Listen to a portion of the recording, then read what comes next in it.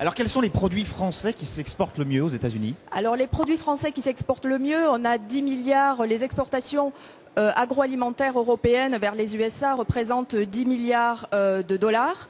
La France est le premier fournisseur européen avec une part de marché de 20%. Et au niveau de la structure des exportations françaises, elles sont dominées par le vin, par les spiritueux avec respectivement 39 et 36%, ainsi que par le fromage et puis l'épicerie fine. Donc les produits bien de chez nous, les produits du terroir. Le vin, c'est toute la gamme de vin ou ce sont juste les produits haut de gamme, le vin haut de gamme? C'est toute la gamme de vin. Par contre, effectivement, comme j'indiquais, par rapport à la sophistication de l'offre, la recherche par le consommateur de produits de meilleure qualité, la France a un vrai atout sur des produits valorisés.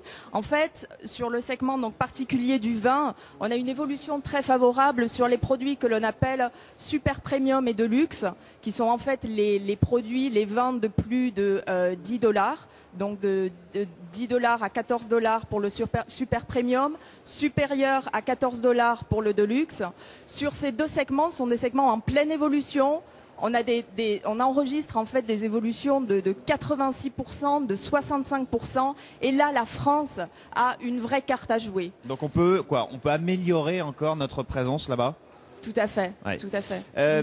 Les États-Unis, pays chantre du libéralisme par excellence, est-ce que les portes s'ouvrent facilement quand on veut justement investir ce marché? Alors les portes s'ouvrent effectivement facilement. Si je reprends donc l'exemple du vin, les USA sont bien sûr un gros producteur de vin avec le vin californien notamment. Vin californien, tout à fait, avec une consommation de vin domestique qui représente 73% de la consommation actuelle aux USA. Par contre, et contrairement à de nombreux autres pays, les USA sont un pays très ouvert sur les importations, dans le secteur des vins notamment. Et le consommateur, donc on a des vins du monde entier, des vins français bien sûr, et des consommateurs qui sont à la recherche de nouveautés, de diversité, qui sont prêts à découvrir, à aller tester de nouveaux produits. Donc effectivement une belle opportunité pour les vins français. Donc, ce que vous nous dites, et c'est le mot de la fin, quand on veut, on peut aux États-Unis. Tout à fait. Merci beaucoup Annabelle Bassat d'avoir été avec nous sur Social.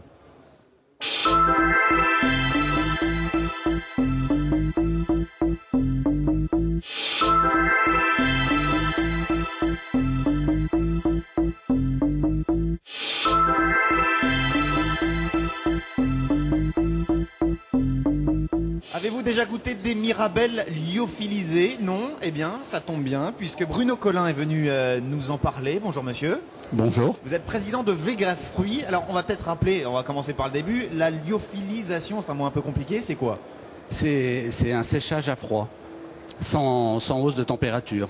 Donc, on retire toute l'eau dans voilà. un produit, en l'occurrence dans un fruit. Dans un fruit, on retire toute l'eau par un procédé à froid et sous vide, ce qui fait qu'on maintient toutes les qualités nutritives du produit et du fruit. Alors, quel est le principal avantage? C'est quoi? C'est une meilleure conservation?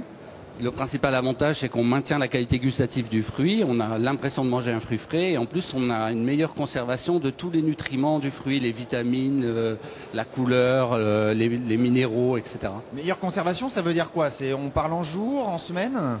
On parle en années, donc on peut garder les produits 3 ans quand ils sont à l'abri de l'humidité. Alors, vous êtes venu, présentez-nous vos produits. Là, vous êtes venu avec, je crois, des mirabelles et quoi? Des cerises? Et des cerises acides de la variété Montmorency qui est très très bonne, très gustative. Alors, je vais goûter. Ah oui, c'est plus qu'autorisé. Ce sont des cerises dénoyautées, je le précise. C'est des cerises dénoyautées, lyophilisées, qui sont destinées à créer une nouvelle gourmandise. Comment vous est venue cette idée justement de lyophiliser des fruits?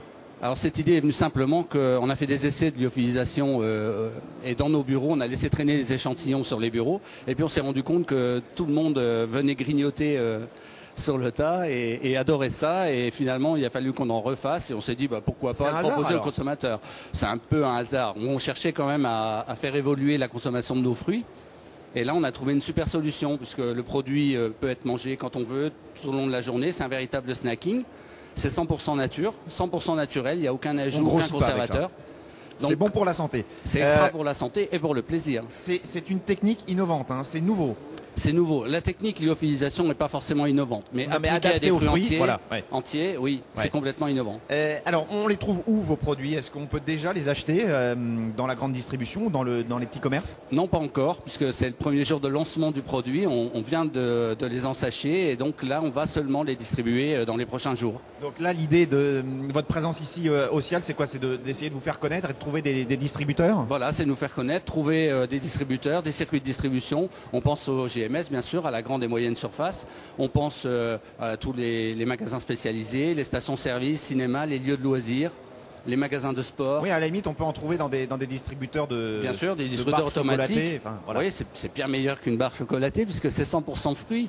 Et à la rigueur, on rentre complètement dans le plan national nutrition santé. Pourquoi des mirabelles et des cerises? Pourquoi vous n'avez pas décliné cette technique à l'ensemble de la gamme de fruits?